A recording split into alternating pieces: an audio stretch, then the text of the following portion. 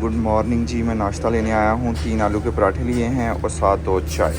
तो ये बने हैं अपने 15 रियाल। बिस्मिल्लाहिर्रहमानिर्रहीम। अस्सलाम वालेकुम। अल्लाह ताला की रहमत करम फजल और शुक्र के साथ आज का व्लॉग करते हैं जी शुरू। नाश्ता लेने के लिए गया हुआ था, मैं नाश्ता ले आया। कसम से यार इतनी दफ़ा हम आए गए हैं ना, मेरी वाइफ को अभी तक हमारे रूम का पता ही नहीं सही से चल सका, अभी भी गलत साइड को गई हैं। ये है जी अपना नाश्ता। देखें पराठों में कितना ज़्यादा ऑयल है यार, लेकिन मेरी वाइफ इन पराठों को देख के इतनी खुश हुई है ना कि क्या बताऊं। पता नहीं ये कैसे खाते हैं यार। अल्हम्दुलिल्लाह जी नाश्ता कर लिया है और अभी हम जा रहे हैं ज़ियारतें करने के लिए। अल्हम्दुलिल्लाह वो सारी जगह दिखाऊंगा जहाँ पे हुज्जाज इकराम ठहरते हैं। पिछले साल हम भी ठहरे थे हज के दौरान। और भाई साहब गारे, हीरा गारे, सोर, वो जितनी भी ज़ियारतें हैं ना वो भी करते हैं चल के। तो मैं ना अभी वाइफ को सिखा रहा हूँ कैसे लिफ्ट काम करती है। ये वाला डोर ओपन होगा, लिफ्ट ऑपरेट करना सिखाई है मैंने वाइफ को अभी।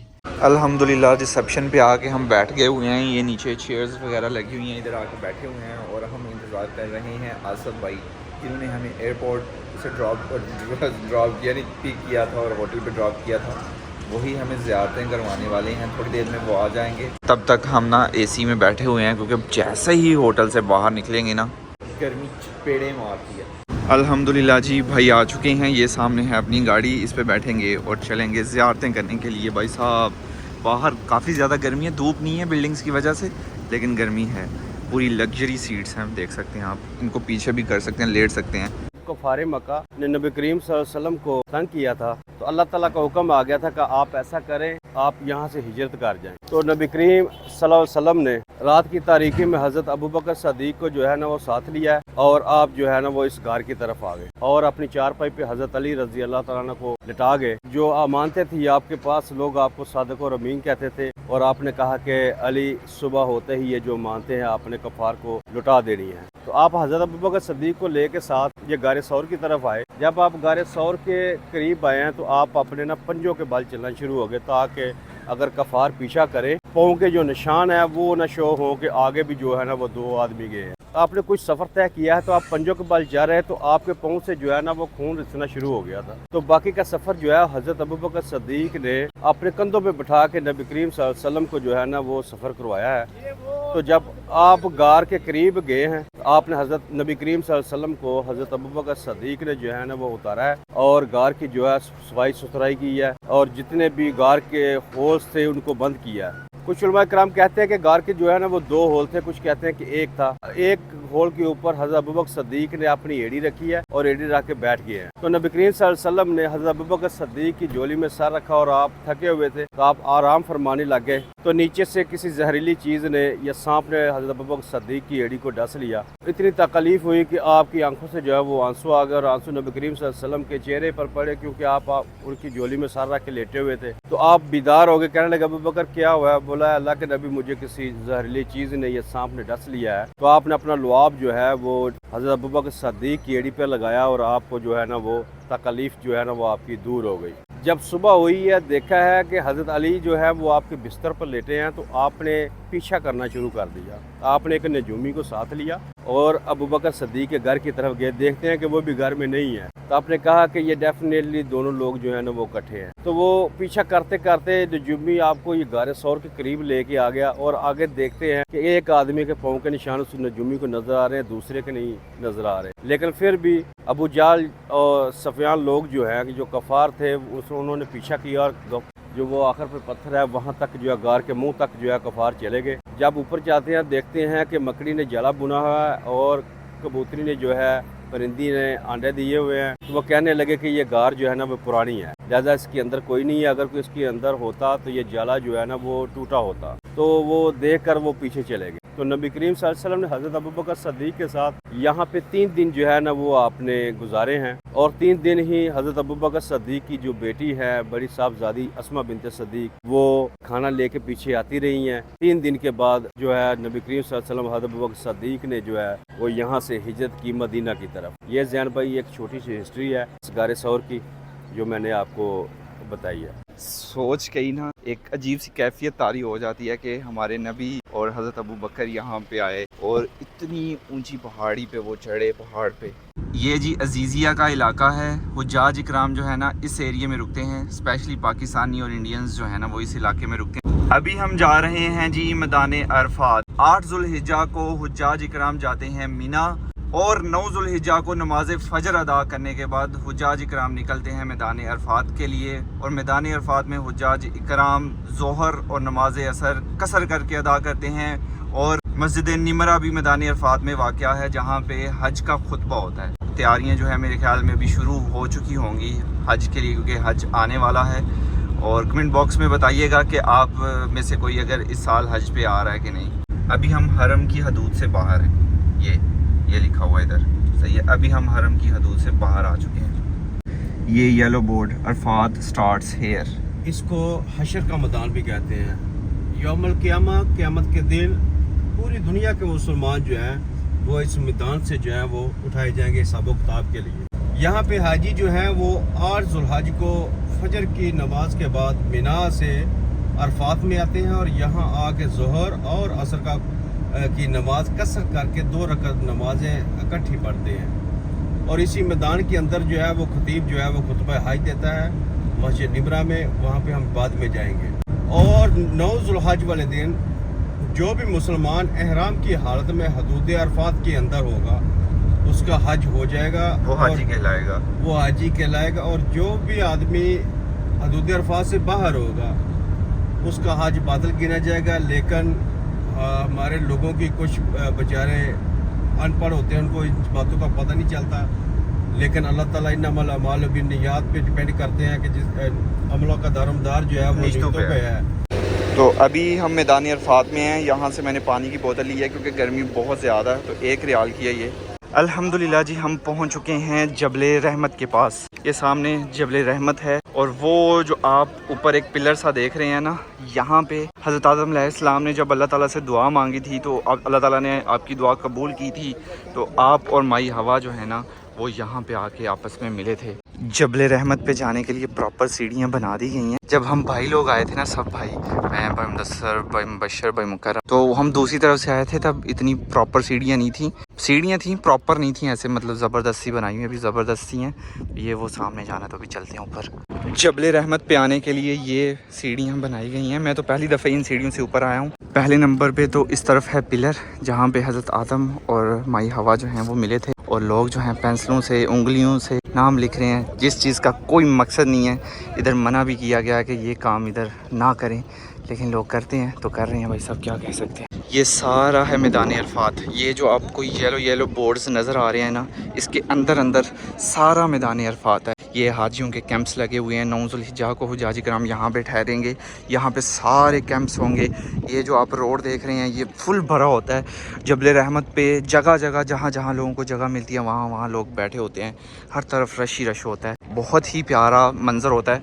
और वो सामने जो है ना ये मस्जिद निमरा है ये। और कहते हैं कि मैदान अरफात में ही महशर का मैदान लगेगा जहाँ पे सबका हिसाब किताब होगा। तो अभी यहाँ से ना आइसक्रीम लेते हैं स्ट्रॉबेरी फ्लेवर की। इतनी सी आइसक्रीम भाई साहब 5 रियाल। तो जबले रहमत से उतर के हम आ चुके हैं नीचे। हज की तैयारियाँ चल रही हैं। खैमा नंबर 12/62 में हैं अभी हम। तो भाई साहब आपको चल के दिखाता हूँ अंदर से क्या सिचुएशन है। यार याद ताज़ा हो गई है ऐसे। ये इधर खैमा लग रहा है, हज की तैयारियाँ चल रही हैं। आप में से जो भी हज करने आ रहे हैं ना, कुछ ऐसे खैमों में आप लोग रहेंगे। ये देखें, ये सामने खैमा लग चुका है, एसी लग चुकी हैं। ये आपको ना अंदर चल के दिखाता हूँ। ये देखें भाई साहब, ये खैमा है। यहाँ नीचे कारपेट बिछा होगा, ये एसी हैं, ये एसी होंगे। ये यार हाजी जो हैं 9 ज़ुल्हिज्जा को यहाँ आके ठहरेंगे इनके नीचे, क्योंकि बाहर बहुत गर्मी होती है। तो यहाँ मुख्तलिफ़ खैमे लगे हुए हैं। देखें काम धड़ाधड़ चल रहा है। छोटे खैमे भी हैं, बड़े खैमे भी हैं। वो डिपेंड करता है कि आप कितने पैसे दे के आ रहे हैं। पैसा जितना दे के आओगे उतने अच्छे खैमे में रहोगे, उतनी इजी चीज़ें होंगी आपके लिए। यार यादें ताज़ा हो गई माशाल्लाह। इस तरफ भी भाई साहब खैमे का सामान रख दिया हुआ है, ऊपर जाल भी बांध दिया हुआ है। इतनी गर्मी है ना कि आप सोचो ना कि जून जुलाई में कितनी गर्मी होगी हज के दिनों में। और जब मैदान महशर सजेगा, अल्लाह अकबर, बेटे को माँ की नहीं होगी, माँ को बेटे की नहीं होगी, सबको अपनी अपनी पड़ी होगी। सिर्फ हमारे नबी होंगे जिनको होगा कि या अल्लाह मेरी उम्मत, या अल्लाह मेरी उम्मत। अल्हम्दुलिल्लाह मैं अपने आप को बहुत खुशनसीब इंसान समझता हूँ। 5वीं दफ़ा आ रहा हूँ, हज भी किया है, उम्रे भी काफ़ी किए हैं अल्हम्दुलिल्लाह।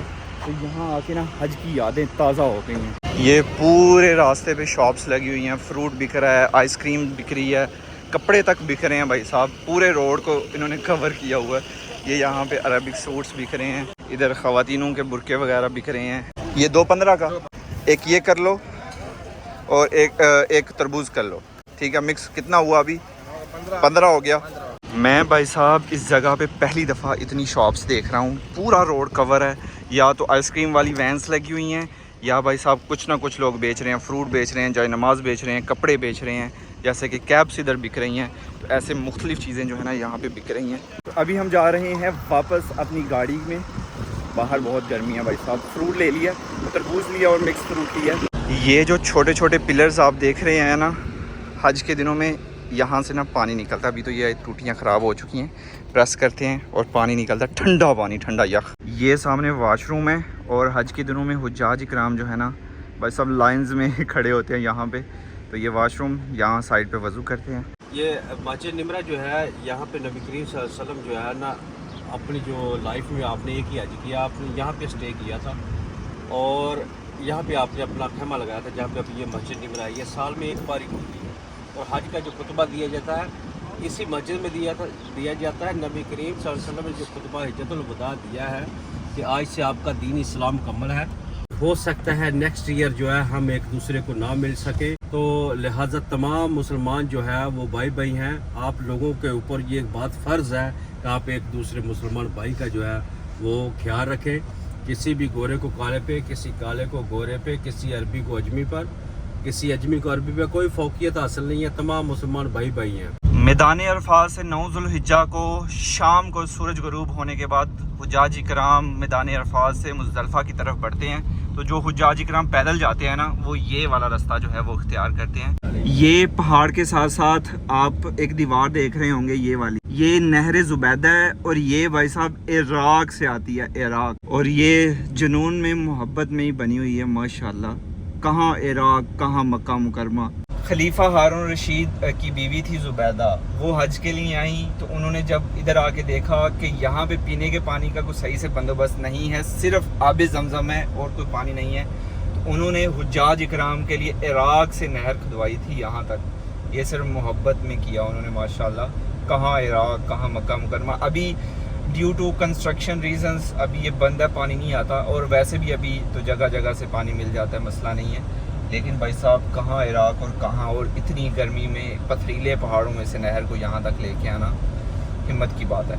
Muzdalifah starts here. तो यहाँ से मुज़दलिफ़ा का एरिया शुरू हो चुका है। यहाँ हुज्जाज इकराम 9 ज़ुल्हिज्जा को मैदान अरफात से पहुँचते हैं और मगरब और इशा इकट्ठी पढ़ते हैं और भाई साहब यहाँ पे रात गुजारते हैं खुले आसमान के नीचे। और 10 ज़ुल्हिज्जा को शैतान को कंकरियाँ मारने के लिए, कंकरियाँ जो होती हैं वो यहीं से इकट्ठी कर। तो अभी आपको मैं वादी मुज़ेहा दिखाऊंगा, वो जगह जहाँ पे हज़रत इब्राहीम अलैहिस्सलाम हज़रत इस्माईल अलैहिस्सलाम को ज़िबा करने के लिए लेके आए थे। और जब ज़िबा करने लगे थे तो जन्नत से दुम्बा आ गया था और हज़रत इस्माईल की जगह दुम्बा जो है वो ज़िबा हुआ था। तो अभी वो जगह ना मैं आपको दिखाता हूँ। ये पहाड़ी पे, ये सामने वहाँ पे छोटी सी बुत्ती लगी हुई है। हाँ हाँ वो नज़र आ रहा है, ये वाला गुम्बद सा। हाँ गुम्बद सा। ये वो जगह है जहाँ पे हज़रत इब्राहीम अलैहिस्सलाम हज़रत इस्माईल अलैहिस्सलाम को ज़िबा करने के लिए लेके आए थे। अल्हम्दुलिल्लाह जी, हम पहुँचे हैं जमरात। तो यहाँ पे 3 शैतान है, छोटा, फिर उससे बड़ा, फिर सबसे बड़ा। तो ये सामने जो आप देख रहे हैं ना, ये सबसे बड़ा शैतान है। बिल्कुल इस तरफ खाना काबा है, इस तरफ इस साइड पे करके। तो हज़रत इब्राहीम अलैहिस्सलाम हज़रत इस्माईल अलैहिस्सलाम को लेके जा रहे थे ज़िबा करने के लिए।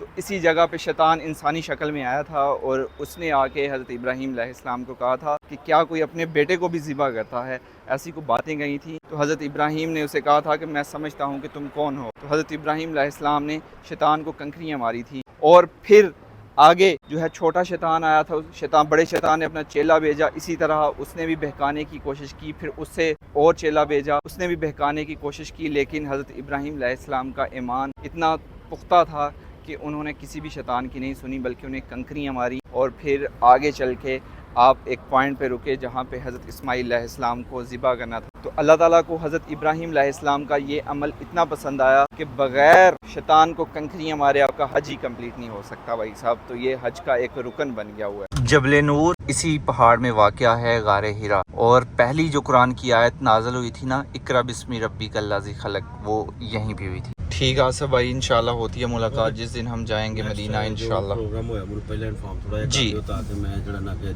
उस टाइम दी बुकिंग ना करा। जी, मैदान अरफात से ये फ्रूट ख़रीदा है, तो अभी भाई साहब ये फ्रूट खाते हैं। अभी हम मौजूद हैं जी क्लॉक टावर के अंदर जो शॉपिंग मॉल है वहाँ पे।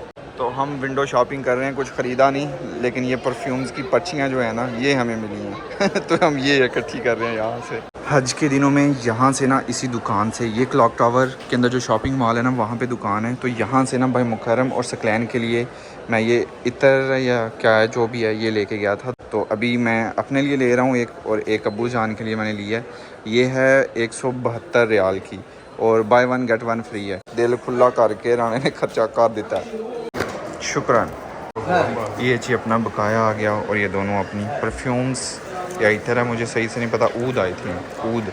माशाल्लाह जी, अभी मैं मौजूद हूँ मस्जिद अबू बकर में। मेरा और वाइफ का दिल था ब्रोस्ट खाने का, तो ब्रोस्ट वतनी से ना भाई साहब ब्रोस्ट ले लिया और चिकन शॉर्मा ले लिया। तो अभी चलते हैं होटल और खाते हैं। अल्हम्दुलिल्लाह जी, ब्रोस्ट वतनी से आ चुका है अपना ब्रोस्ट। 3-4 चिकन के पीस हैं, ये लेग पीसी भी है, छोटी सी लेग पीसी। आज का व्लॉग यहीं पे ख़त्म करते हैं। ज़ैनुल आबिदीन को दीजिए इजाज़त। अपना बहुत सारा ख्याल रखिएगा, दुआ में याद रखिएगा। बहुत सारा प्यार। अल्लाह हाफिज़।